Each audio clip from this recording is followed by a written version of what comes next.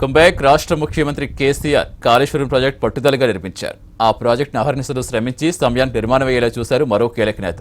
ఇప్పుడు ఆ నేత నియోజకవర్గానికి మాత్రమే పరిమితమయ్యారు. సీఎం కేసీఆర్ ఇద్దరు పొరుగు రాష్ట్రాల ముఖ్యమంత్రులను ఆహ్వానించిన టీంలో ఆయన లేకపోవడంతో పార్టీలో జోరుగా చర్చ జరుగుతోంది. అసలు కాళేశ్వరం ప్రాజెక్టే ఆయనతో పూర్తయిందన్న వాదనలో ఇంతకీ ఆ కీలక నేత ఇప్పుడు ఏం చేస్తున్నట్టు?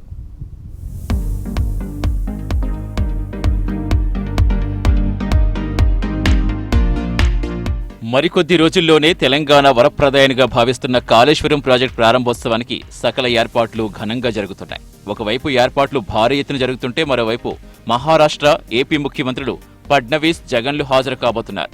అట్టహాసంగా ప్రారంభించబోయే ఈ కాళేశ్వరం ప్రాజెక్టుకు ఒకవైపు ఏర్పాట్లు జరుగుతుంటే సీఎం కేసీఆర్ తన ముఖ్య నేతలతో ఆహ్వానాలు అందిస్తున్నారు. కాళేశ్వరం ప్రాజెక్టు పూర్తయ్యేంత వరకు దగ్గరుండి అన్ని రకాలుగా పర్యవేక్షించిన మాజీ ఇరిగేషన్ శాఖ మంత్రి హరీష్ రావు ప్రస్తుతం ఎక్కడా కనిపించడం లేదు.